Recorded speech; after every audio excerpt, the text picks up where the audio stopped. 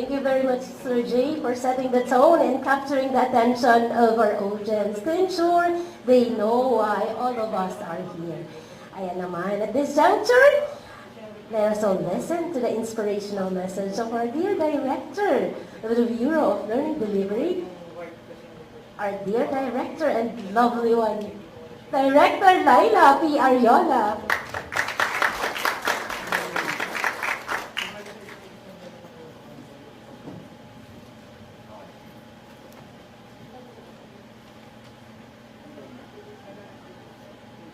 First, may I please acknowledge the representatives of our partner agencies from the National Council on Disability Affairs, Ma'am Mirla Cedeño.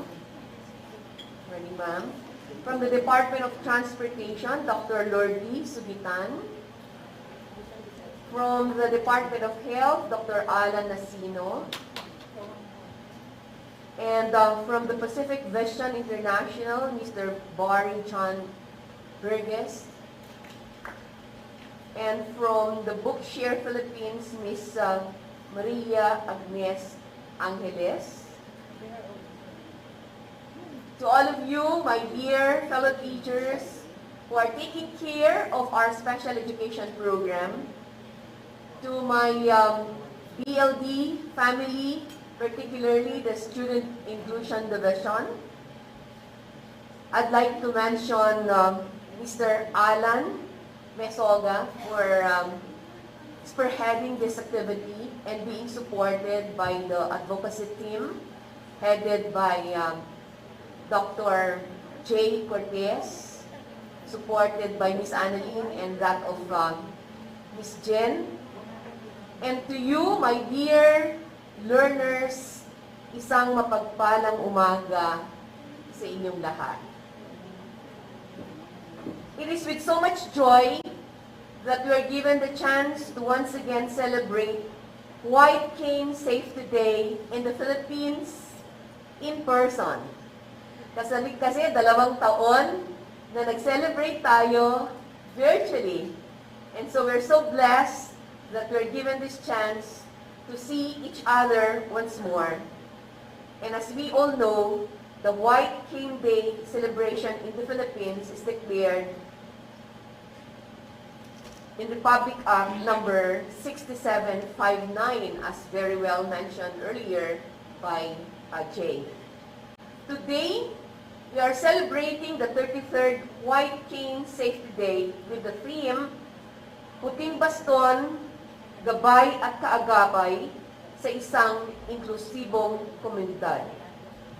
The celebration of the White Cane Day raises awareness and recognition on the use of the white cane as an assistive device used by persons with visual impairment to increase their visibility. The White Cane Day, or White Cane Safety Day, is most significant, not just for the blind, not just for the visually impaired persons or persons with visual impairment, but for everyone, because we join them to commemorate the achievements and their contributions in society. The use of white cane dates back actually to 1921, when James Biggs lost his eyesight to an accident. The white cane then was his option to make him noticeable to pedestrians and motorists. There's a study conducted by the Makati Medical Center, and that study revealed that there are just about 2 to 8% of the visually impaired individuals who use the white cane, while others use other aids such as guide dogs or sighted guides. Hence, may the yearly celebration of the White Cane Safe Today serve as an opportunity for us all to advocate the use of white cane for our visually impaired persons, for deaf and for our learners, And for all of us who are here, especially to our partner agencies, to our teachers who are supporting the special education, may we all work together to ensure that we will be able, as much as possible, to increase the number of persons using the white cane. Sana gamitin natin ang bawat selebrasyon ng White Cane Safety Day para mas lalong maitaas natin ang bilang ng mga gumagamit ng cane para din sa kanilang proteksyon. To our blind or visually impaired brothers and sisters, the white cane is an important mobility tool, and for them, it symbolizes independence. But beyond that literal mobility tool, anyone among us actually can offer himself or herself as that cane to anyone in need. That, to me, is most significant. And your gift of presence today in this celebration clearly manifests your commitment to supporting the blind and our visually impaired brothers and sisters.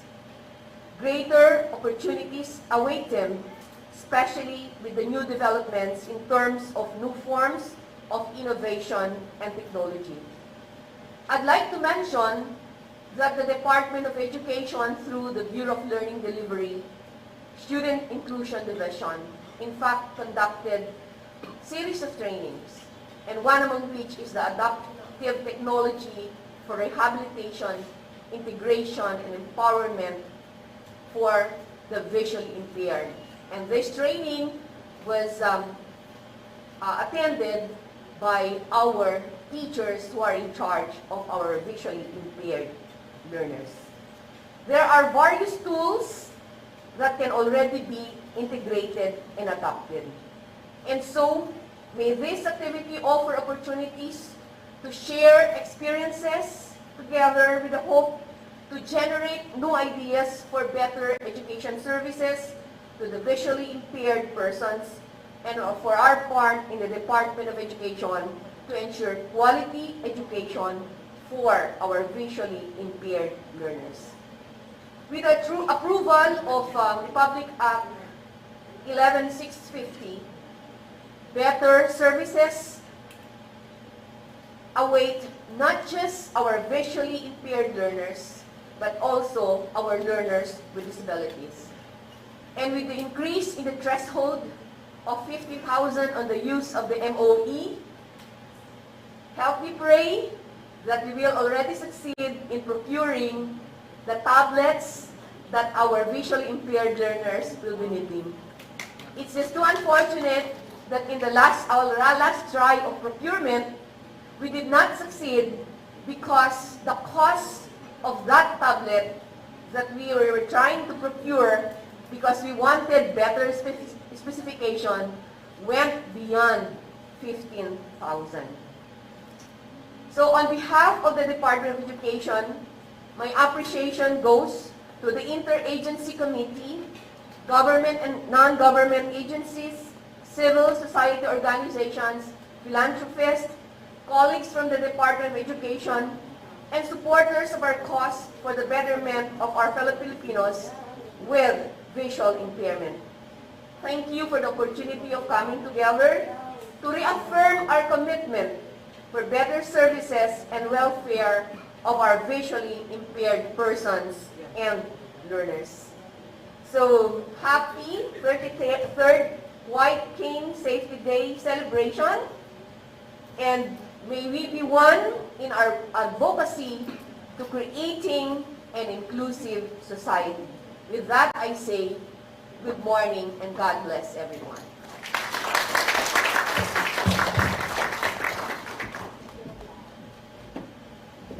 Thank you so much, Director Laila. Nothing beats the love and support that you showered to all of us today. The celebration is not complete without your guidance.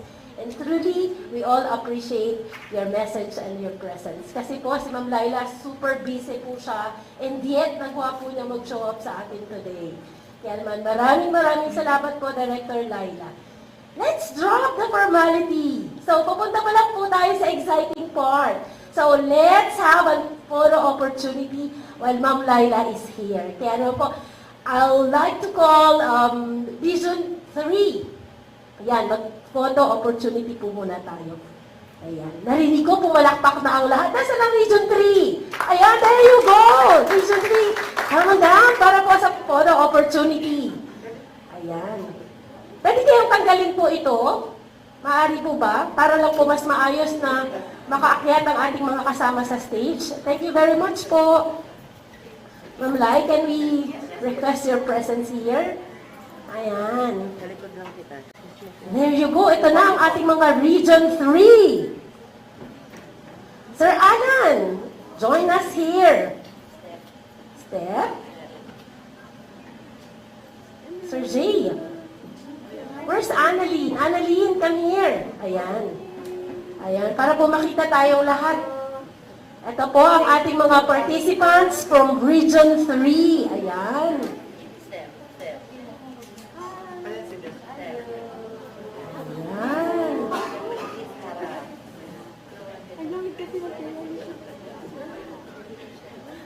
Sino mag-stay dito? Hindi sila makikita. Sana yung maliliit na bata sa harapan. I-arrange po natin yung mga bata para mas makita sila sa unahan. Dito na kayo kaya. Iwanan nyo na sila dito sa harapan. Ayan. I'll get you. Yung mga babies kasama ko sa harapan. Upside down.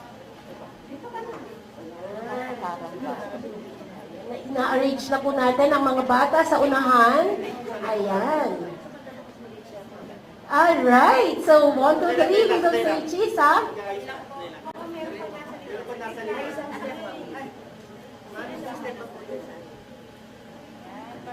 Careful. Ayan. And ready na ba tayo? Alright. So, count of 3. We will say cheese. 1, 2, 3, cheese! One more. 1, 2, 3, cheese! Alright. Mask down? Okay po ba? No. The director says no. Okay. The director says, mask up, everyone. Okay. 1, 2, 3, picture! Alright. Ay, ito pa po. May isa pa daw po. Sorry okay lang ako kung walang mga kids. Alright, that's true. It's okay if there are no kids here, but we have a lot of kids. So, mask up, everyone. Alright, 1, 2, 3, cheese. There you go. These are our participants from Region 3. Let your eyes, let your smiles be seen in your eyes. Wait lang po, wait lang po. May gusto po sila pati nga malaman. Diyan po muna kayo. While everybody's taking photos of you. Ayan.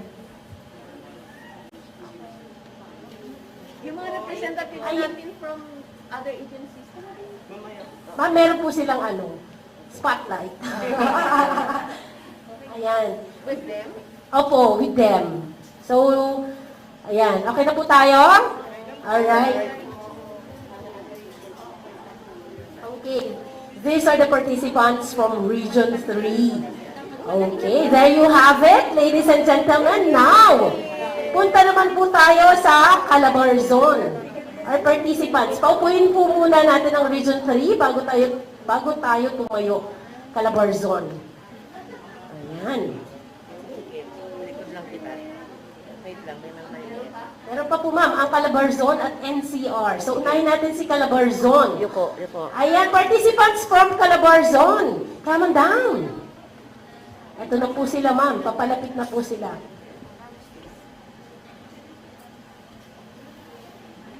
Iwatan ng mga learners sa harapan. Okay, mga learners natin, mga kids in front. Kids in the... Pero si ma'am, pwedeng kid yun eh. Sino ba ako? Bakit si Ma'am para makikita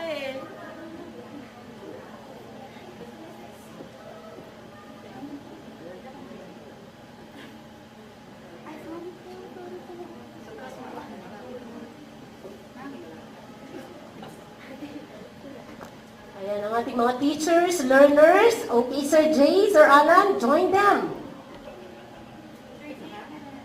Akit ka daw, Sir Jay, hindi ka makita. Okay, there you have it. 1, 2, 3, say cheese! Alright. Ang dami pa pong mga camera. 1, 2, 3, say cheese! Okay, these are our participants po from Region 4. Saglit lang daw po. Meron pa po siyang dalawa. Ayan, 1, 2, 3, say cheese! One more. May one more na lang siya. One more na lang, ma'am. Ayan. 1, 2, 3, cheese. Ayan. There you have it. Ang ating mga participants from Region of Calabarzon. Region 4A. Ayan. So, paupuin lang po natin sila bago tumayo ang NCR. NCR.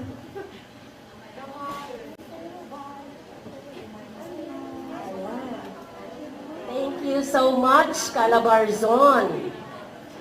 So, ayan. Paupuin lang po natin sila. And now, ladies and gentlemen, let me call NCR. Nasaan po kayo?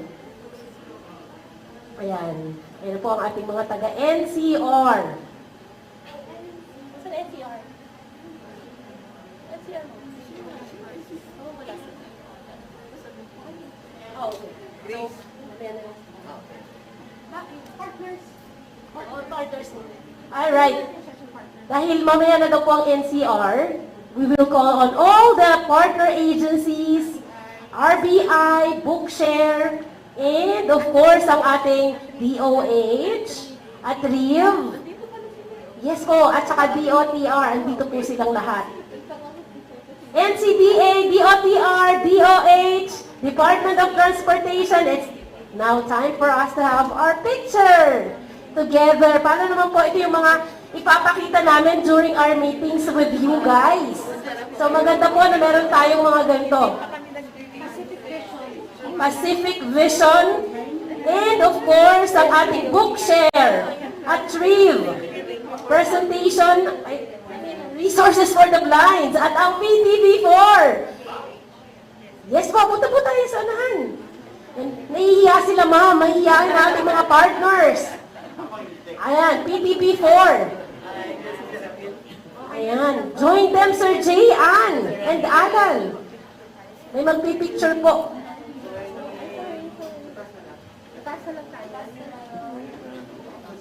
Si Ma'am Lorinda, si Sir Barry. Nasaan po sila? Ayan. Ito pa si Sir Barry. At saka, Sir, come on down.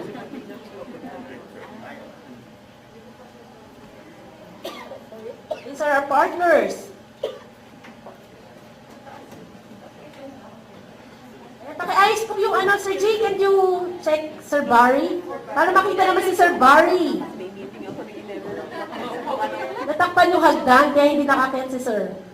Alright, ayan, mukhang ready na sila. Everybody wear your smile, kahit hindi yan makikita sa mata nyo. Alright, 1, 2, 3, cheese! Ayan, marami pa po, stay po. Ayan, meron pa isa si ma'am. 1, 2, 3, cheese! Ayan. Thank you very much for our partners.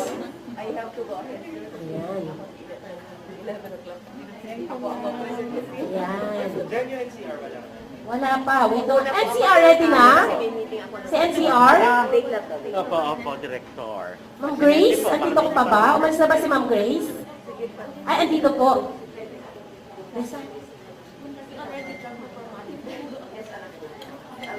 Ako, thank you, Mama. Thank you very much. Jay. Ano ang Sige, CR.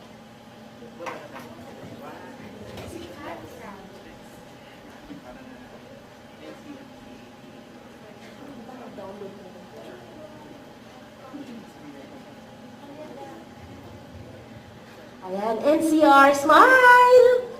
There you go. 1, 2, 3, say cheese! Smile, everyone. Alright, thank you very much po.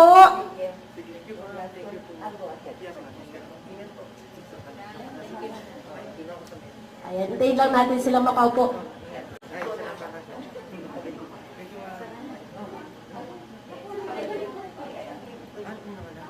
Pasis naman po ako na may ibalik natin ang podium. Thank you.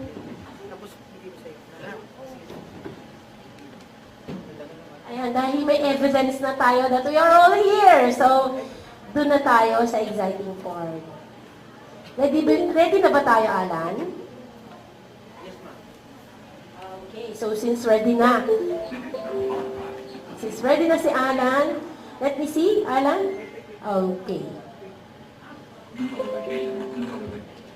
Settings for this desktop and running and media one running with media window taskbar desktop. I'm very much delighted that all of you are all here to celebrate the day, the 2022 White Team Safety Day celebration. Ayan, a big round of applause to all of us. Ayan, hindi ko naririnig ang palakpak na kanina. Ayan. Okay, Sir Alan? Slideshows like Jose. Okay, to present the Department of Education programs and projects, let us listen to the video prepared by no other than Dr. Jose Tuginaya Jr., the Chief of the Bureau of Learning Delivery Student Inclusion. Take it away, Alan.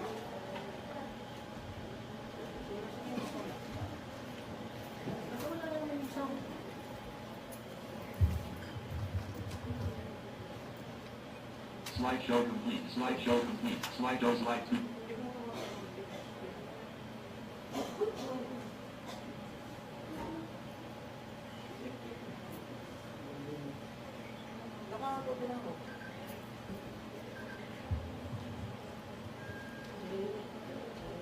Jose. Slideshow complete. Ganyan po pag mga live tayo, may mga technical glitch. Good morning to everyone. Welcome to this White Cane Safety Day. Thank you. Presentation 1, Microsoft. Presentation 1.ppts.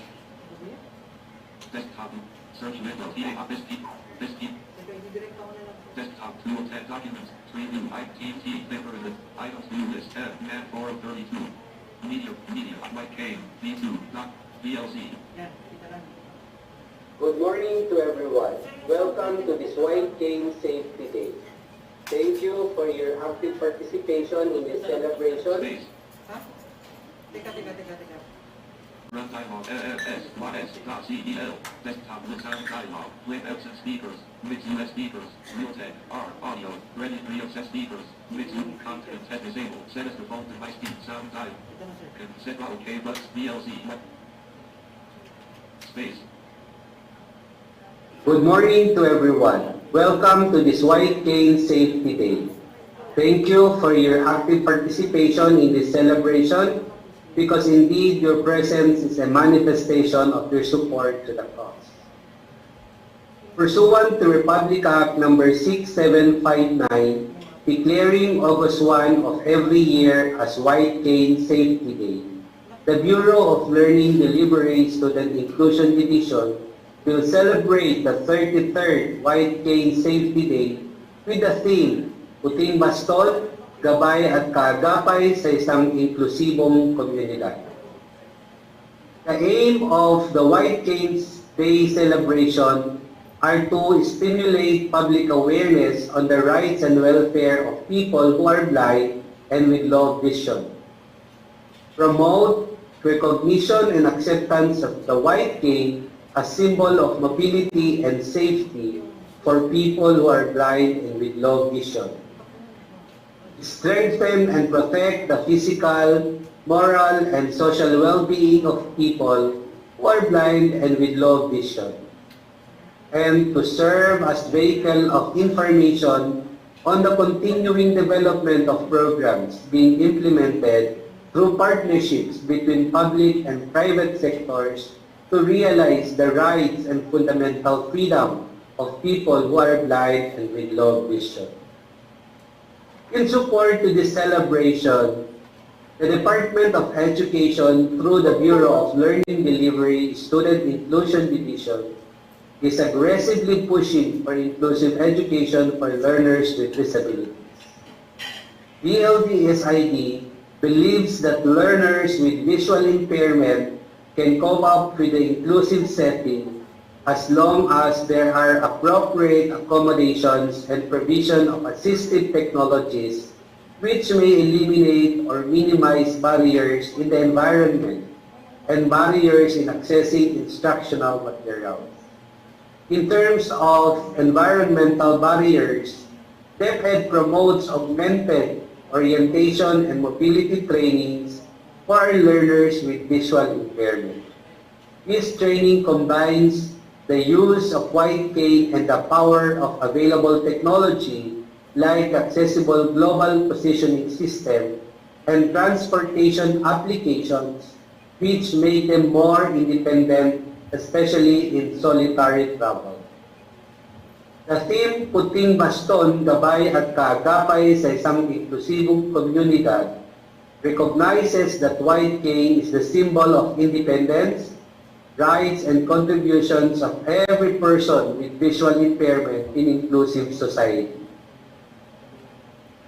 To fully realize this intention, BLDSID include many topics in our various training programs such as provision of assistive technologies towards inclusive education in the training of our implementers, especially the supervisors, school heads, and even receiving our regular teachers on inclusive education, so that all of them will be oriented and aware in providing appropriate accommodations and assistive technologies for all types of learners, including learners with visual impairment.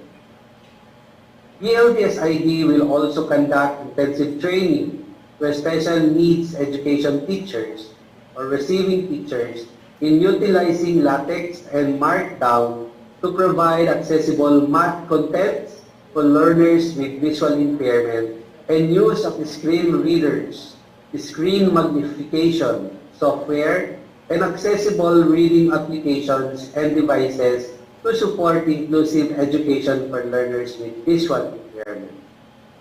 DepEd continuously formulate policies and standards to promote guidance in enhancing and making inclusive education happen in basic education, as well as to reduce barriers in accessing basic education of learners with disability, such as the conversion of the existing SPED centers into inclusive learning resource centers per RA 11650 that will provide support and related services to learners with disabilities, including learners with visual impairment, and the provision of support funds for schools with learners with disabilities enrollment. Some instructional materials were also converted into accessible format for learners with visual impairment in partnership with various private sectors. All these that I mentioned are some of the things that we're doing to support our disability sectors, particularly to our learners with visual impairment and those who are low vision. Thank you, and again, good morning to everyone. BLC Media Player. Ayan, a round of applause to our Chief of Student Inclusion Division. Ayan, thank you, Sir June, for enlightening us relative to the trainings, the power of technology, and other projects that surely help our learners with visual impairment. Di nyo na po na itatanong, wala po si Sir June ngayon, but we are all guided kasi nasa Olonga po sila. And also, ito naman po ay isa pa sa mga programang inilulunsad ng Department of Education. Ayan naman po. Of course, ito na. To give us more updates, programs, and projects, we have Madam Mirla P. Sidenio from the National Council on Disability Affairs. Ayan, Madam.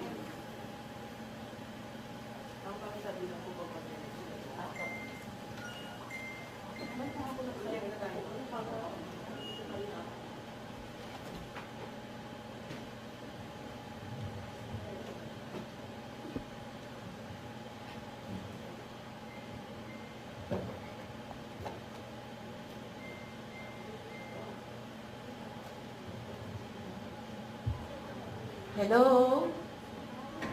Magandang umaga po. Magandang happy 33rd White Cane Safety Day celebration po sa lahat. Yan. So, yung topic ko po ngayon is about disability perspective and laws on disability. Along the way po, malalaman mo niyo po kung ano po yung mga ginagawa ng NCDA para po sa mga taong may kapansanan as well as para po doon sa mga may visual impairment. Slide 2,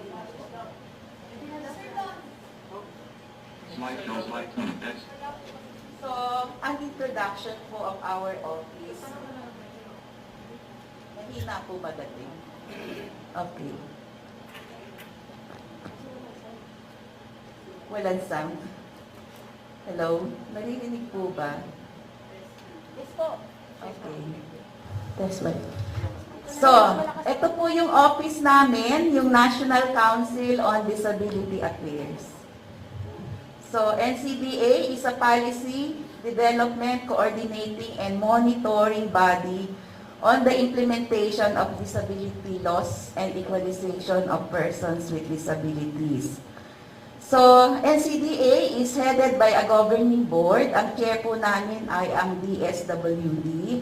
So, the governing board is composed of government agencies, non-government agencies, organizations, organization of persons with disabilities, and civil society organization. So, yung NCDA po, we are not a direct service agency, but our member agency, sila po yung nagpo-provide ng direct services to persons with disabilities like the SWD po in case of social services, DPWH in terms of accessibility, DOLE in terms of employment of persons with disabilities, and we have TESDA for vocational training, DOJ for access to justice, DOH for health concerns of persons with disabilities, DTI for marketing services, and we have also the DepEd for education at DOTR for transportation and communication, the ILG for local government units concerns, the FA, the ICT, PIA, and we have the persons with disabilities organizations and the civil society organization. So that's the composition of the NCDA board. Next slide, sir. Picture, hello. Another slide, sir.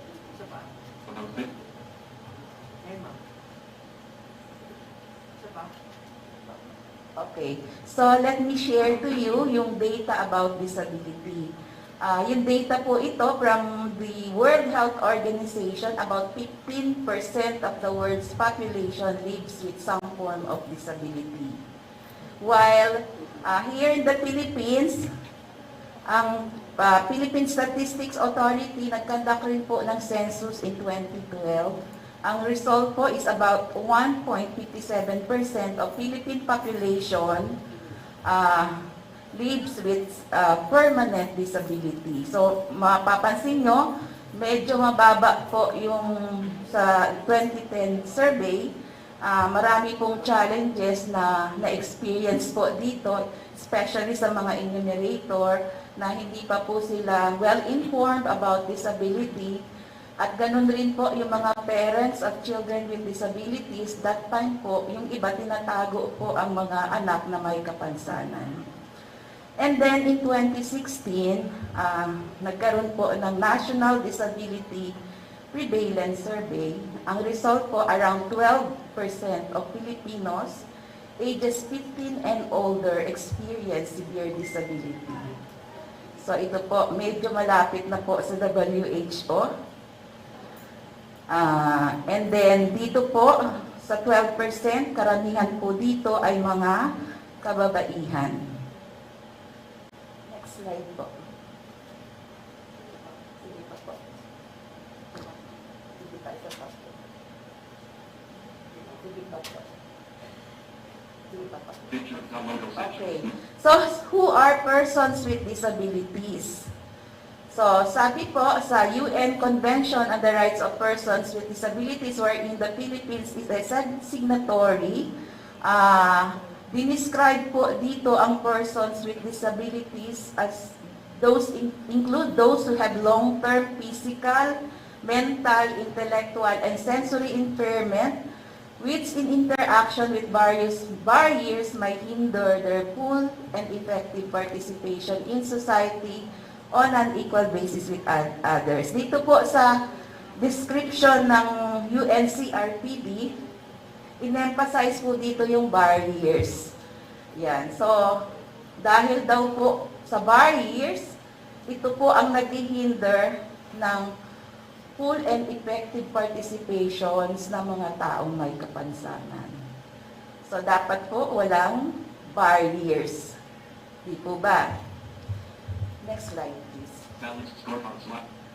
And based naman po dito sa Magna Carta for Persons with Disabilities, yung RA 7277, siguro karamihan sa inyo alam ito, dahil napakatagal ng batas nito. So, yung a person suffering from restriction or different abilities as a result of a mental, physical, or sensory impairment to perform an activity in a manner or within the range considered normal for human being. So, ito po ang definition sa Magna Carta. So, ang Magna Carta rin po, nagkaroon na rin po ito ng maraming amendment.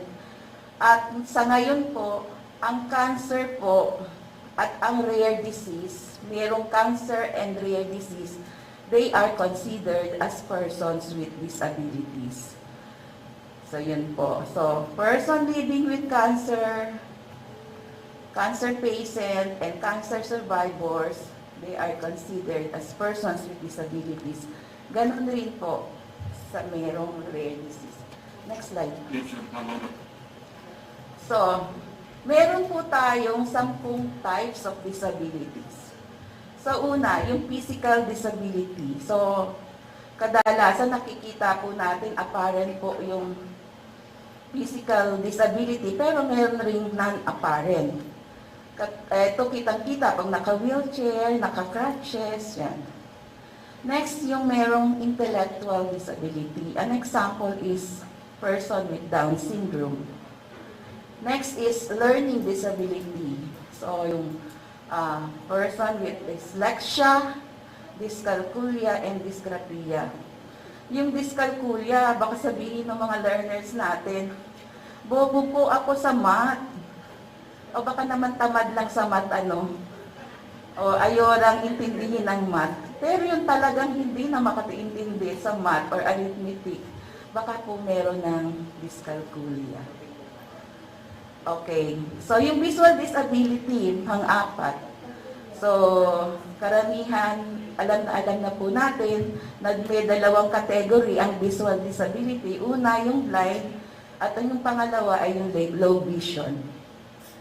Next is a mental disability. Kasama po dito yung dementia, Alzheimer's, and schizophrenia. Next slide, please. Picture the logo century. Pang-anim po yung psychosocial disability. Kasama po dito yung bipolar or yung merong prolonged depression. Ang deaf and hard of hearing. Number 8 is speech and language impairment. Ito yung may problema sa pagsasalita. Yan. And then, from 9 po, yung sinabi ko kanina, yung cancer and rare disease. So, sa rare disease po, meron na pong listahan ng DOH, yung mga, kung ano po yung mga rare disease. Next slide. 1. Physical. Kanina, yung definition ng UNCRPD, sabing ganon, dahil daw po sa barriers, hindi makapag-participate ang persons with disabilities. So, what are these barriers? So, meron po tayong 4 na i-discuss na barriers. First, physical environment. Yan, yung environment natin, hindi accessible, especially to those with physical disability. So, yung ating mga ramps, hindi tama yung slope or gradient, yung sukat. And then, minsan sa kalye, sa gitna ng kalye, merong poste. Paano makakaraan ng naka-wheelchair? Okay, yung toilet na very important sa naka-wheelchair, or very important to kahit sa blind, di ba? Sa wheelchair user, hindi makapasok ang wheelchair nila sa CR kasi napakaliit ng daanan at wala siyang grab bars. Next slide. Okay, information and communication. Kanina nakita ko si Sir Alan, sabi ko, wow, napaka-high-tech ni Sir Alan. So, ngayon kasi, meron na tayong mga assistive devices on information and communication. So, meron ng may talking watch na nakakapag-internet. As long as our websites are accessible, nakaka-visit na ang mga blind sa ating website. And then, yung ating elevator, usually, merong button na brave, and then talking elevator na. So, at least at this point, nag-i-improve na yung ating mga accessible facilities for the blind. Next slide. Regulations and systems. Ito, yung ating bang mga batas, yung ating mga policies, yung ating structures, are they disability inclusive? Na-address ba nito yung mga pangangailangan ng mga persons with disabilities, lalo na ang mga blind? So, kailangan po natin i-review yung mga policies natin sa mga ating offices. Lalo na minsan sa recruitment, di ba? Pag may disability, out na.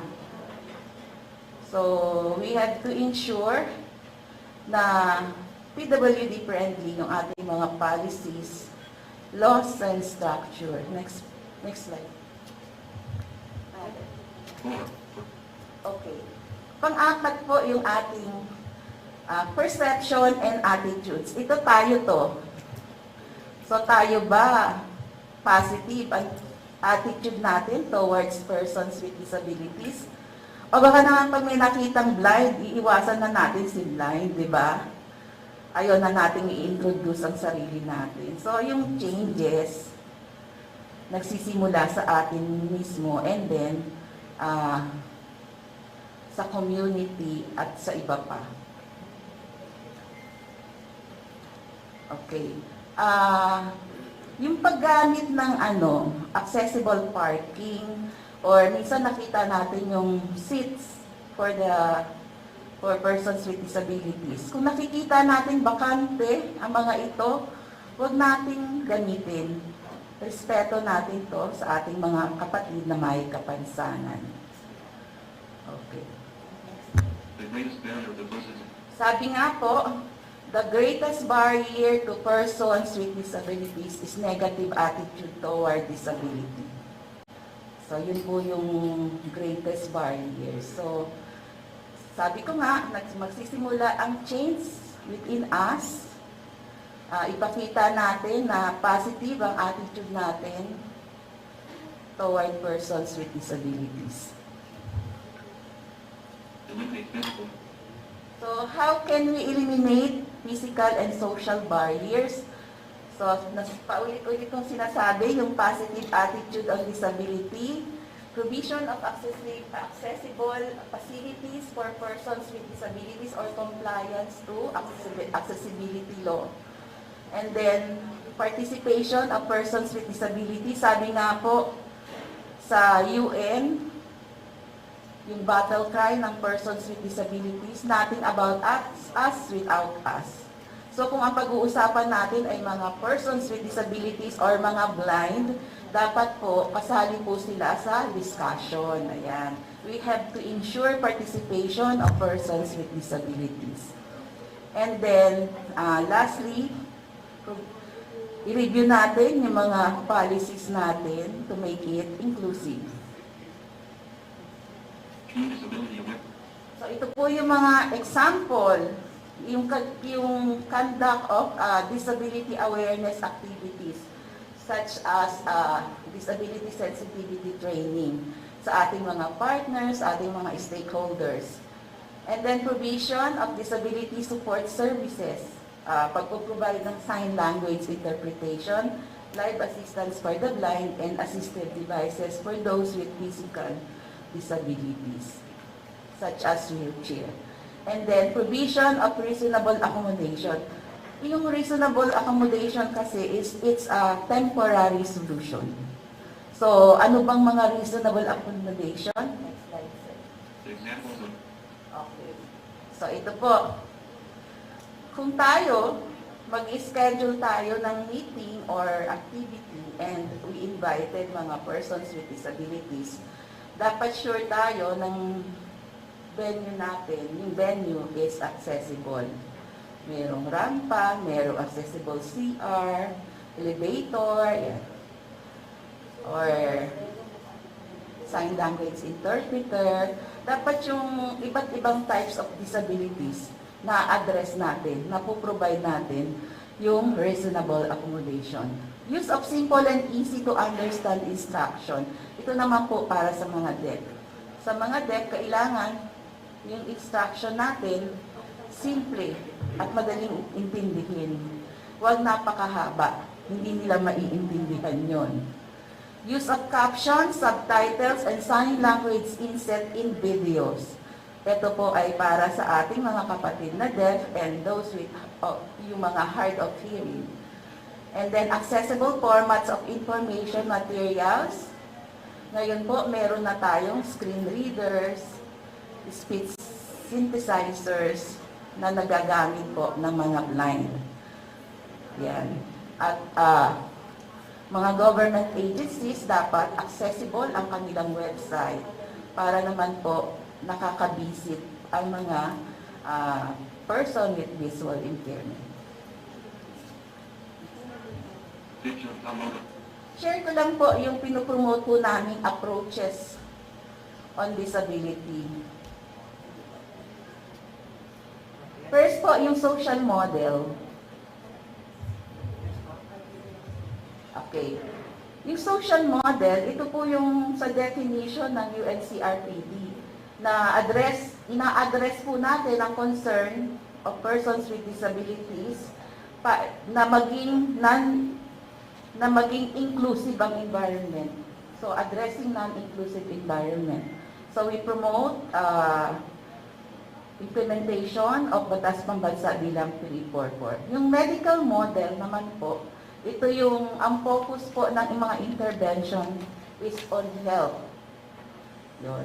Mga health po ang rehabilitation, provision of assistive devices, and then sa rights-based naman po,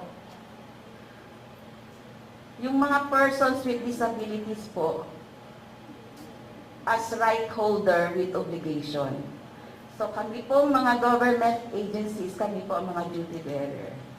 Ang persons with disabilities is right holders with obligation. And ito pong approaches na ito ay ginagamit po natin, hindi isang approach lang ang ginagamit natin. Pero ginagamit po natin ito. Ang purpose po is to empower persons with disabilities. Move picture download center. So, ito po yung mga rights-based disability terminologies and etiquette, yung paggamit po ng person-first language, yung huwag na natin gamitin yung disabled person or handicapped person. So, dapat person first, tao muna bago ang disability, persons with disability or persons with disabilities. Okay. Yung mga mentally retarded, hindi na rin po natin ginagamit dyan. Person with intellectual disability. At yung paggamit ng, kung magkakasama na may kasama tayong mga person with disability, sasabihin natin, yung mga normal or non-disabled. Bakit? Ang persons with disabilities ba abnormal? So, wag po natin yung mga terminology na nakakasakit ng damdamin, iwasan po natin yan. Sa visually impaired, okay po sa inyo na tawagin kayong blind. Hindi po ba? Yes, so wala nang ibang kung ano-ano pang palabo. So, blind, okay na. Next. Disability law. Share ko lang po yung mga batas na minomonitor po. NCDA as a monitoring body, minomonitor po namin yung implementation ng mga batas. Ito po yung mga batas na na minomonitor. Next slide. One. Access. Yan, ito po, yung kauna-unahang batas, matagal na po ito, 40 years old na po yung batas. So, Accessibility Law o BP 344. Next, sir. Okay, ito po yung mga requirement para mo masabi natin na isang establishment is accessible. Una, accessible rank. Yan. Sa DepEd po ba, merong rampa? Tingnan natin para malaman natin kung accessible ang DepEd. Gumamit ba ng slip-resistant materials sa flooring? Yes. Ang rampa may handrails, dalawa. Yan. Yung rampa na may handrails at tama ang sukat. And then, meron bang naka-reserve na accessible parking for persons with disabilities? Meron bang signages? Ito po ay para matulungan ang mga deaf or hard of hearing para malaman nila kung nasaan ang mga accessible facilities. So, sa accessibility, kasama rin po ang transportation dyan, yung mga bagun natin, yung mga MRT, LRT station should also be accessible.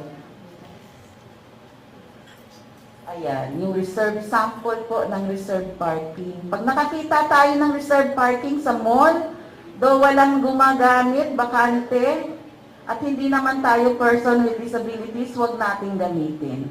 Kasi respeto natin sa kanila yan. Next. Next, yung RA 7277 or the Magna Carta for Persons with Disabilities.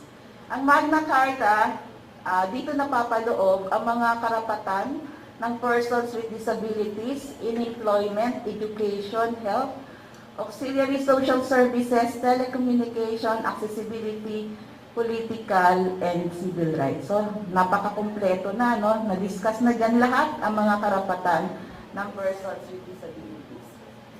So, ang guiding principles ng Magna Carta, to have same and equal rights, for persons with disabilities to live freely and independently, rights not welfare, advocacy of respect for persons with disabilities, and barrier-free environment or enabling environment. So yan po ang guiding principle ng Magna Carta. Dito naman po, yung RA 9442, ito rin po ay pinomonitor ng NCDA, yung granting additional privileges and incentives and prohibition on verbal, non-verbal ridicule and vilification against person with disability.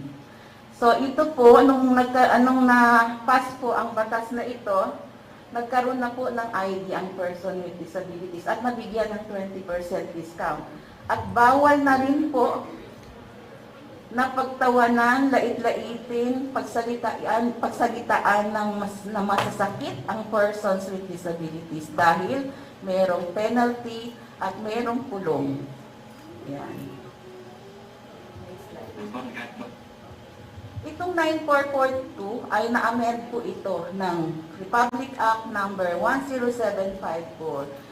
So aside from the 20% discount, nagkaroon rin po ng exemption from the value-added tax on goods and services for the exclusive use of persons with disabilities. So, saan nai-enjoy ng persons with disabilities yung discount? More hotels. So, siguro most of you alam na kung saan nakakakuha ng 20% discount, di ba? Ito, yan sa hotels, restaurant, and recreation centers. 20% discount. Sino po ang nanonood ng sine dito? Sa Quezon City, Monday and Tuesday, libre ang sine. Yan. Yung gamot na binibili natin sa drugstore. Medical and dental services, kasama na dito yung diagnostic, laboratory, at saka yung professional fees of doctors. Ito, transportation in land, air, and sea travel. So, 20% discount. Funeral and burial services. Hindi po kasama dito ang memorial lot discount. Hindi po kasama sa discount. Okay, yung educational assistance po, nakukuha ko ito sa DepEd. Yung scholarship grant, financial assistance sa DepEd, sa CHED, at saka sa TESDA for vocational courses. Same lang ang benefit with on GSIS at saka SSS. Ito yung special discount po. Pag nag-groceries, meron pong 5% discount pag nag-avail po kayo ng basic and prime commodities.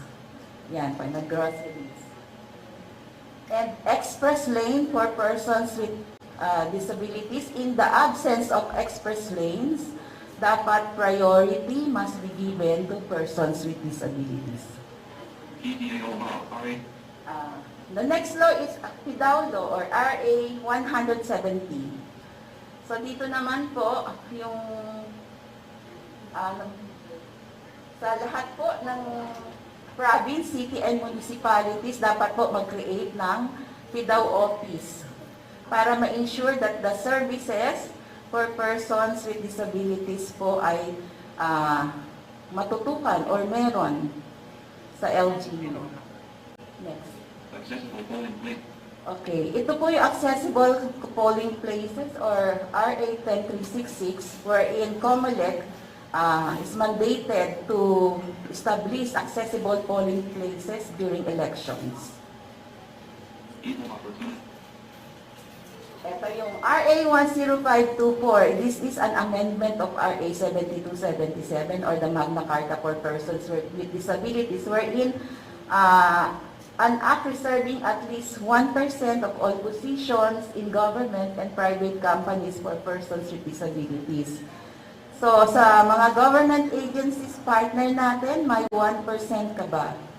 For the private sector, ang word kasing in dynamic is encouraged. So, hindi natin ma-mandate. Hindi siya mandated. Encouraged lang.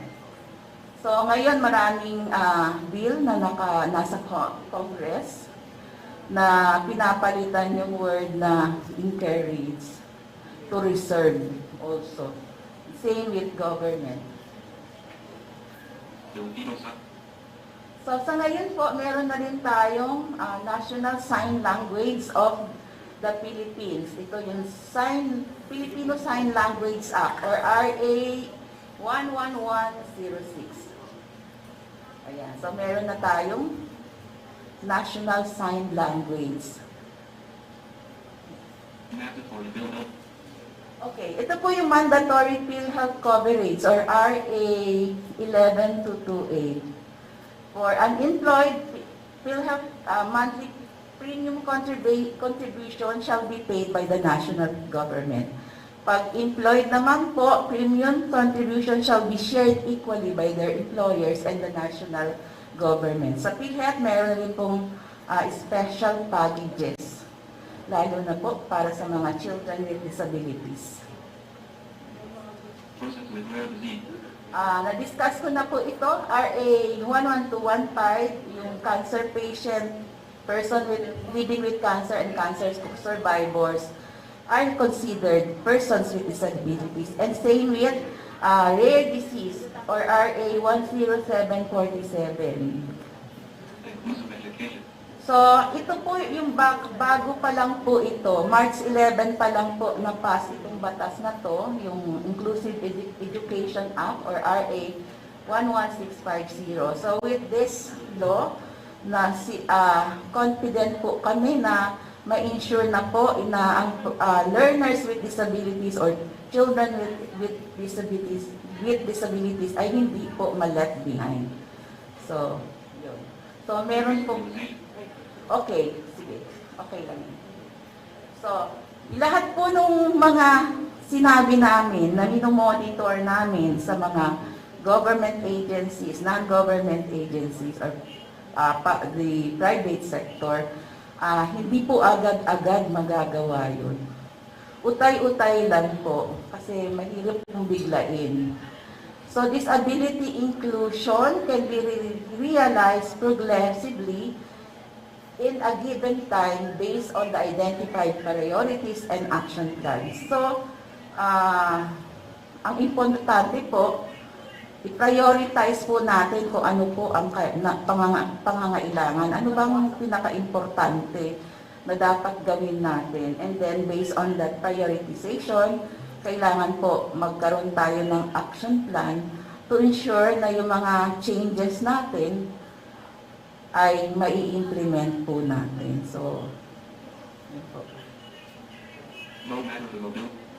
So, bago po ako magwakas, iwanan ko po sa inyo itong pananalitang ito. No matter the mobility level or type of disability, all persons should be treated in an equitable, friendly, and respectful manner. With that, let us work together in empowering persons with disabilities through responsive policies, programs, and services that include po person with visual impairment. Maraming salamat po. Ayan, thank you, Ma'am Mirna. We know that NCDA is the national government agency mandated to formulate policies and coordinate the activities of all agencies, whether public or private, concerning disability issues and concern. Kaya naman buti na lang, nandito ang DOTR, DepEd at DOH to note all the information that you have informed us. Ayan, na-refresh tayo sa mga batas na sumusuporta sa ating mga kasama, kapatid, lahat ng tao na may disability dito sa Pilipinas. Also, I would like to inform all of you na ang lahat ng ito ay nire-record natin sa PTV4. Kasama natin ang PIA, the Philippine Information Agency, who was with us during the preparation. Ayan naman, we are being recorded by PTV4 and we also thank them for responding to our call to be partner on advocating for the 2022 White Cane Safety Day celebration. Yan po, let's proceed to another resource person. And she will also talk about programs and projects of RBI. Ano ba itong RBI na ito? This stands for Resources for the Blind Incorporated. They are non-government Christian organization serving blind people all over the Philippines since 1988. Kaya naman po, a warm of applause to Ma'am Lorinda D. Ang. Ayan, si Ma'am Lorinda. Yes, ma'am. Yes po. Ma'am Lorinda is here with us today.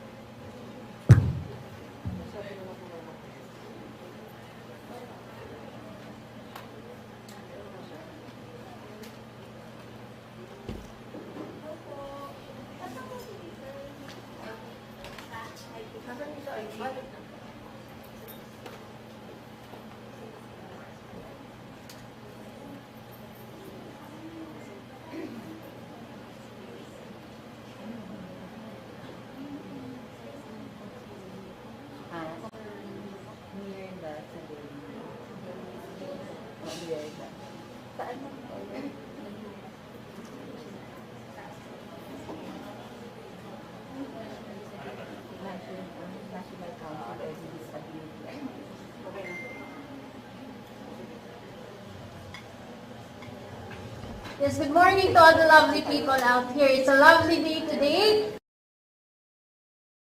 for us to be here.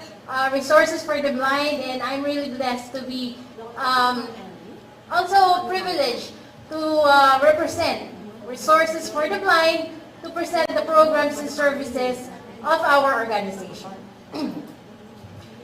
So, Resources for the Blind, next slide please. Also known as RBI.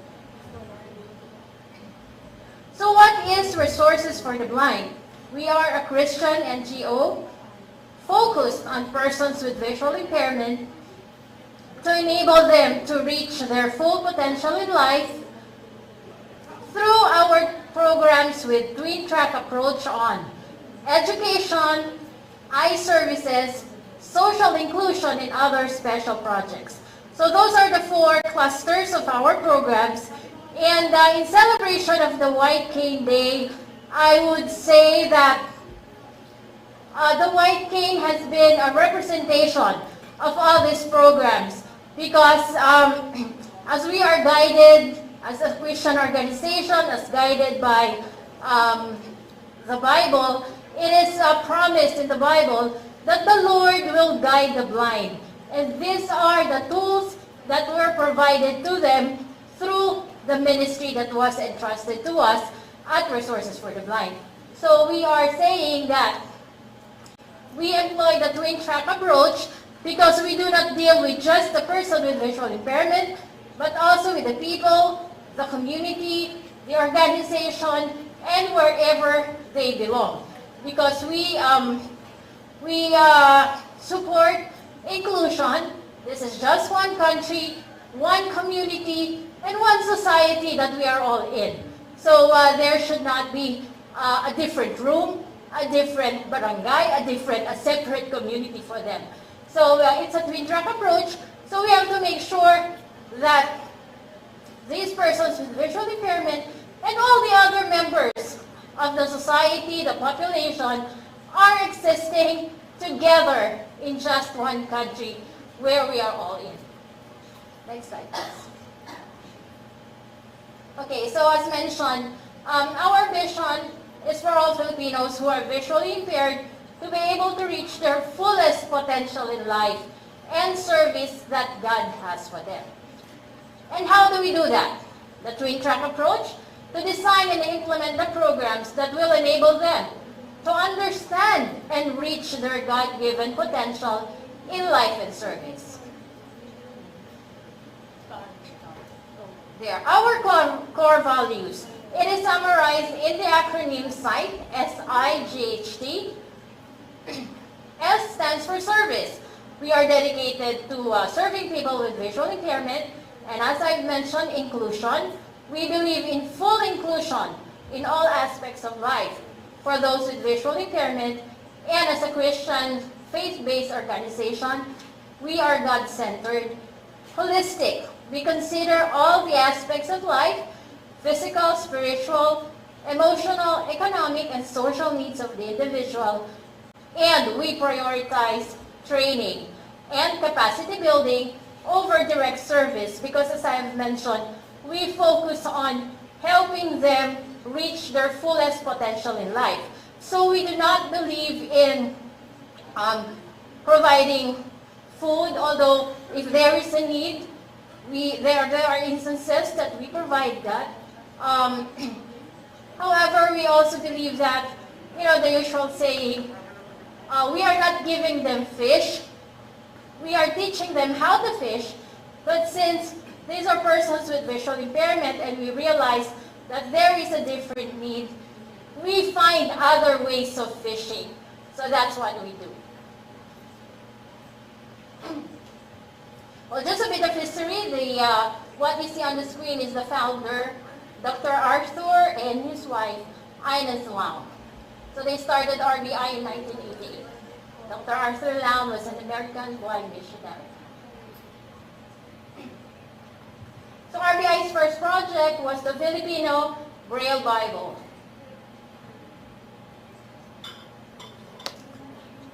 Okay, so Resources for the Blind has 3 offices.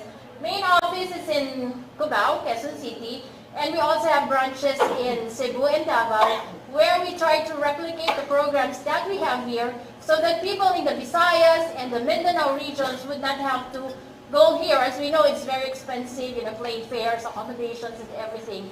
So as much as possible, the materials that we have here in Manila and the service that we can provide here in Manila are also available in those areas, so that it would be cost-saving and time-saving for our clients in the Visayas and the Mindanao regions.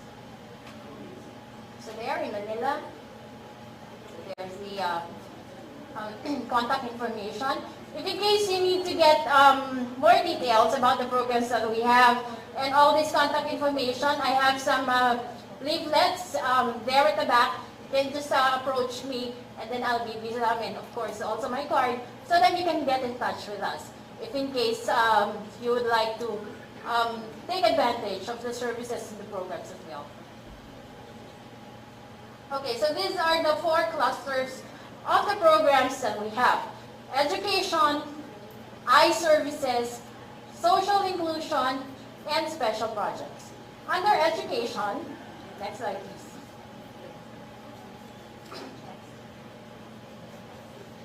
Okay, so under education, inclusive education, we cover our programs cover from womb to tomb, as we say, because we also had early intervention in our own preschool pre-pandemic. But we had to temporarily close it down because we are not allowed, of course, to hold face-to-face classes. So hopefully soon we will be able to open our preschool again. But of course, there are programs that we now have for those in primary, secondary education, and even in higher education. So we cover all levels. And with the early intervention and preschool that we had before, that would also include, from womb, as soon as they come out, we encourage the parents to make sure that they participate or get involved in our early intervention to make sure that as early as possible, these children, these babies with visual impairment and their parents already know how to take care and handle these children to guarantee that they reach their full potential regardless of their age. There, in higher education, we enable them to reach their full potential. As much as possible, we try to coordinate and we talk and discuss with the universities and the schools, because unfortunately there are so many instances that these universities do not accept the students with visual impairment because the reason is that they do not have the facility, they do not know how to handle students with visual impairment, and that's where we come in. So I guess it's also a representation of White Cane because what we do guides them. It's a basic tool. So we are providing them access to education that they need, which is what the White Cane is doing to them. They're able to access places and go to areas where they need to go, and that is where also our education programs are taking them. Okay, eye services next. So under the eye care and blindness prevention service, we have the low vision services. This is a specialization, a special category under optometry where we train even the practicing and graduating optometrists so that they would know how to handle the those persons with visual impairment with low vision. Hindi kasi ito masyadong na-emphasize. Konti pa lang ang nagpa-practice ng low vision specialty. That's why we are trying to push it. Kasi normally, we also train, we have interns, and there were interns who share with us that they expect to just be sellers of spectacles or eyeglasses when they graduate. So when we train them under the low vision training program, that's where they found out that they can create an impact to these children, to these people with low vision, because it goes beyond providing eyeglasses. There are assessments and screening that we conduct to make sure that we can give a recommendation on how to improve their access to education. For one example, ang isang estudyante nasa classroom, nakaupo sa pinakalikod, malabo ang mata, low vision, wala na makita, ang impression sa kanya, hindi natututo, slow learner. After assessment and screening, they found out, kailangan lang pala, iupo siya sa harap. And finally, natuto siya, naiintindihan niya, nababasa niya, nakakasagot. So yun lang pala yung solution. So that's where we come in. Hindi lang enough na bigyan mo ng salamin, hindi pa rin makakita, baka yun lang, kailangan niya lang lumapit, or maybe he just needs large print para mabasa yung libro. The same information, that's where we also come in. Same textbook, same test papers, pero baka kailangan niya lang na mas malaki yung print so that he will have the same access to the same information and he will not be left behind after we do that. Social inclusion. So actually, this is the where the white cane will come in, literally, because we do orientation and mobility training, counseling, rehabilitation. We also produce accessible digital media. So it's all about accessibility and being able to do things that exactly not the way that they used to do it, because most of the programs that we have here are catering to those who got blind at a later stage of life. Alam na nilang nakakakita sila dati. So it will be more difficult for them to adjust because they knew how the world around them looks like. Kaya yung hindi na nakakapag-computer because they lost sight. So that's where we also come in. We conduct computer trainings so that they would still be able to do it. So katulad nga na sabi ko kanina, we don't just teach them how to fish, in that case, how to read or use the computer. We teach them other ways of fishing. Yun yung accessible media.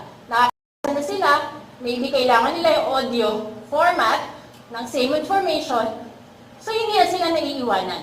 Alam na nila na kapag search ng internet, so the internet gives them access, gateway of information to the whole world, literally. There. So, yung aming special project division, now we are running Project Gabay. It's supported by the United States Agency for International Development, and this is actually a milestone for Resources for the Blind. So, hindi lang siya white cane for persons with visual impairment, but for the first time in 34 years, we have officially included the deaf in our project. So this has been running for 2.5 years, and it strengthens inclusive education still, because our mission really is to help them enable their full potential. Kaya education pa rin, not just for the blind, ngayon kasama na rin pati ang deaf and deaf-blind children. Okay, so just showing you the partners that we have through the years, mga long-time partners na namin sila, USAID, ICBI. All of these are focused on education programs. There, DepEd for the local government and private agency, different organizations here, foundations of the bank, Metrobank, Yes Bank, SM Cares. And in 2015, about 7 years ago, because of the programs that we have for education and focus on persons with visual impairment, our former executive director, Mr. Randy Weiser, was awarded the Mabini Presidential Special Award by former President Benigno S. Aquino. So it was really a very fitting tribute for Mr. Randy Weiser. Diba kahit hindi siya Filipino, feeling na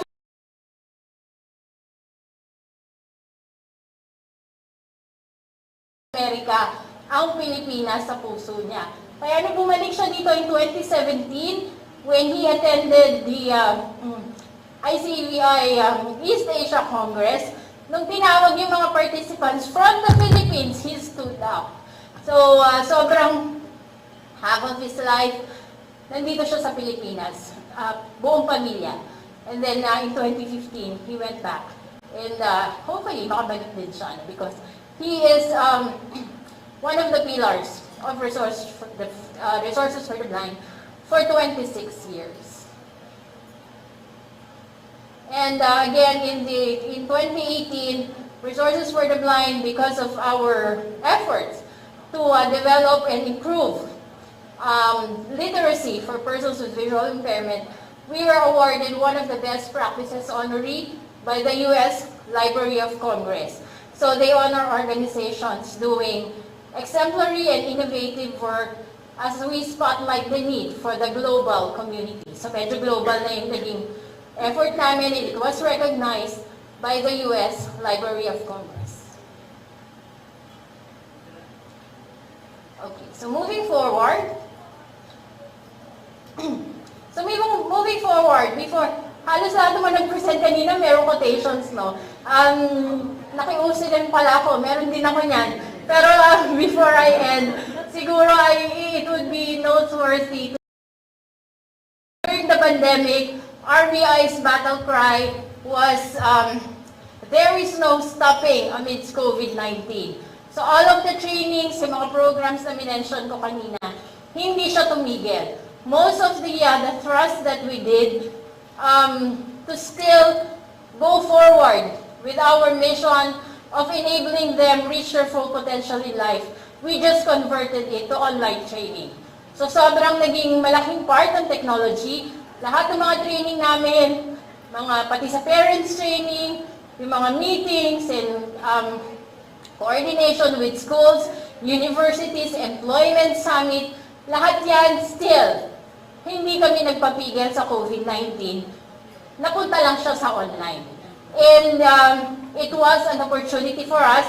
We were able to transcend beyond time and space kasi mas madali na because of Zoom, ang dali nang umattend ng mga tao anywhere and anytime.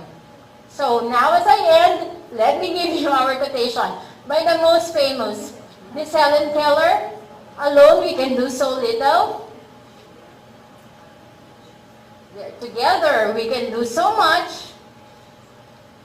But with you, we can do so much more." Thank you very much. This has been Lorida. Proud to be part of Resources for the Blind, serving the blind in the community and the country for God's glory. God bless everyone po. Thank you. Ayan. Thank you po sa lahat ng information na na-share nyo. Thank you so much, RBI and Ma'am Lorinda, the Unstoppable RBI. Maganda yung narinig natin, no? Not only helping the learners with visual impairment by making them move freely, but they remove the barrier, and that is liberating. And with that po, I hope everybody is still enjoying the day. Okay pa po ba kayo sa likod?